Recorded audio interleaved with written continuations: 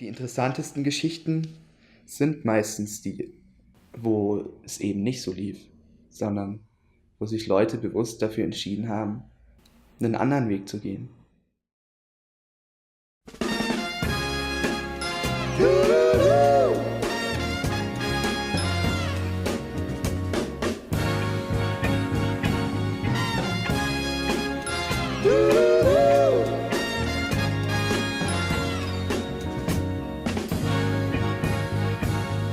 Some people think we don't have the right to say it's my country.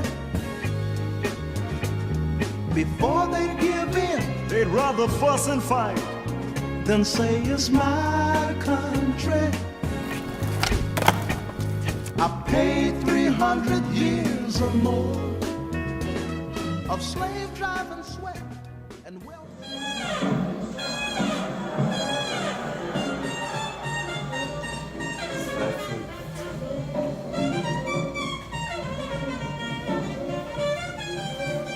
Also erstens ist da eben dieser Rhythmus, der sehr schnell ist, also so quasi in deiner Herzfrequenz.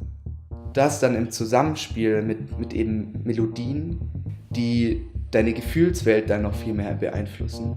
Das ist, denke ich, das, was es ausmacht. Das wirkt manchmal nicht komplex, aber es ist sehr komplex eigentlich. Dass vielleicht jetzt ein Beat irgendwie eigentlich 2 Minuten gleich läuft und jetzt vielleicht auch nicht melodisch, aber du es schaffst, die Menschen dahin zu bringen, dass so eine einzelne Percussion oder eine Änderung oder sei es eine Hi-Hat, dass du die Leute dahin bekommst, dass das, was mit denen innerlich macht, auch ohne eine Melodie jetzt, die da in dir ist, das ist was ganz Besonderes und das ist eigentlich sehr komplex.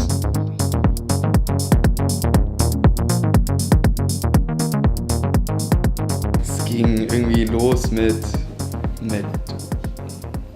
ich denke wie bei jedem anderen auch irgendwie. Hast du halt mit 15 hast du dich probiert halt in den Club ab 16 reinzuschleichen und da hatte man auch noch so eine Energie, dass ich da irgendwie die ganze Nacht durchgetanzt habe und mich mega fasziniert hat alles. Die Leute, wie die gemischt waren, dass es dort eben nicht darum ging, irgendwie jetzt Frauen die ganze Zeit anzumachen. Da entsteht in so einer Nacht so eine Gemeinschaft. Die Leute gehen zusammen eine Nacht durch, vor allem der Musik wegen. Und da ist dann eben DJ und da entsteht sowas, was man ganz schwer beschreiben kann und es hat mich immer mega, mega fasziniert.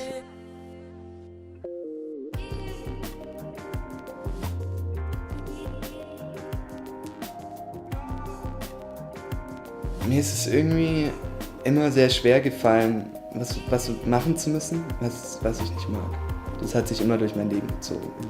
Das ist dann natürlich an der Schule kein guter Charakterzug. Ich probiere zu machen, wo ich das Gefühl habe, das kann ich gut und es gibt mir viel und das macht mich irgendwie glücklich.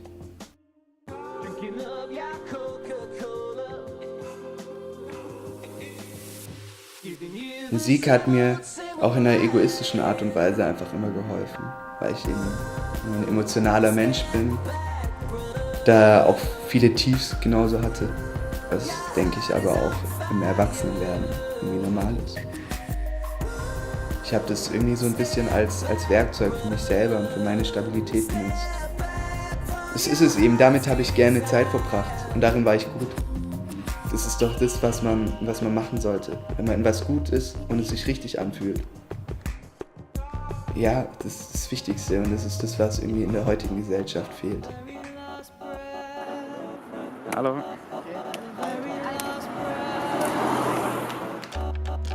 Dieser Punkt, wo man eben an allem zweifelt und sich eben dann auch existenzielle Sorgen macht. Ich denke, der ist gesund, dass der mal da ist. Dadurch lernt man dann, ist immer so ein platter Satz, aber dadurch lernst du dann halt erst zu schätzen, wo du bist.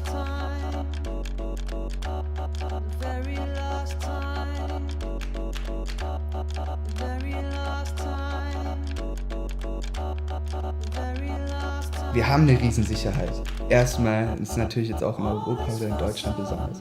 Du Du hast die eigene Freiheit, du kannst machen, was du willst. Dass du auf der Straße landest, das geht nicht so schnell.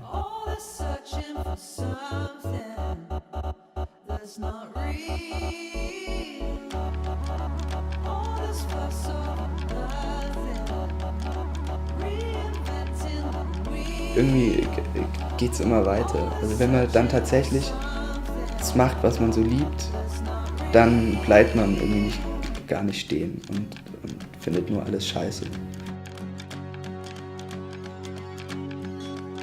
Es geht nicht darum, was du machst, sondern es geht eben darum, dass du es machst.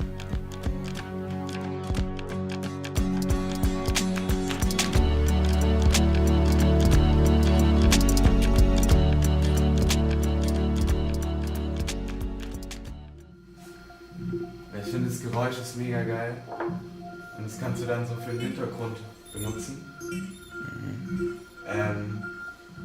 Und er füllt es dann quasi irgendwie, das Lied einfach, und gibt dem voll viel Tiefe. Oh, da, geil. Du denkst nicht und denkst nicht drüber nach, wie du was machst, sondern das kommt aus dir heraus.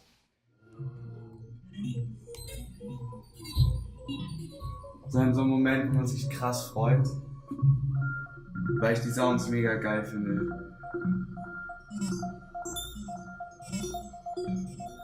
Und er hat dann auch trotzdem noch so ein bisschen einen Rhythmus drin, was auch mega geil ist. Aber das Besondere ist eben an dem Auflegen, und das ist auch so der schönste Part, ist, dass du manchmal wie beim Produzieren in so einen Tunnel reinkommst. Bassline.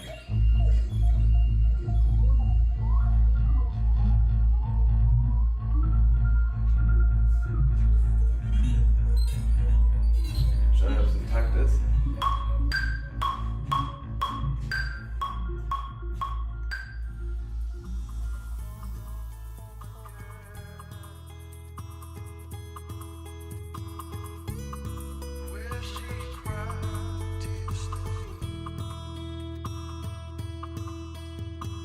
Wenn ich an Stuttgart denke, denke ich vor allem an meine Freunde, an meine Familie, an schöne Plätze. Ich denke aber auch an meine Jugend. Also ich hatte von meiner Familie immer nur Unterstützung. Meine Mutter ist da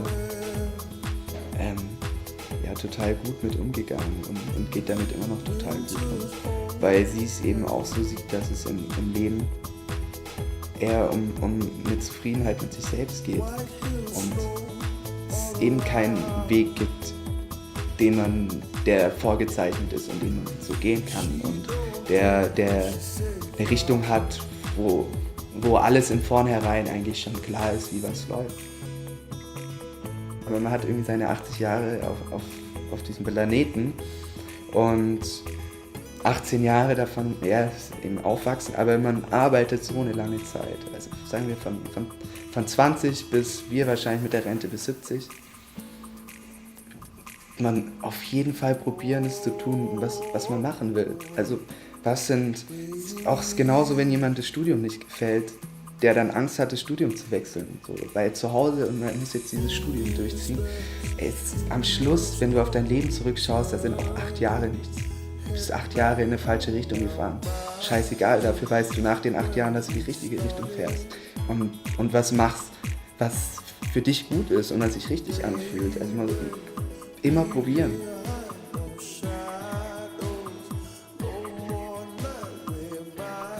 Dass du da natürlich Ängste hast und sowas immer schnell vorbei sein kann. Und dass du da halt vielleicht eben nicht so diesen sicheren Plan B hast.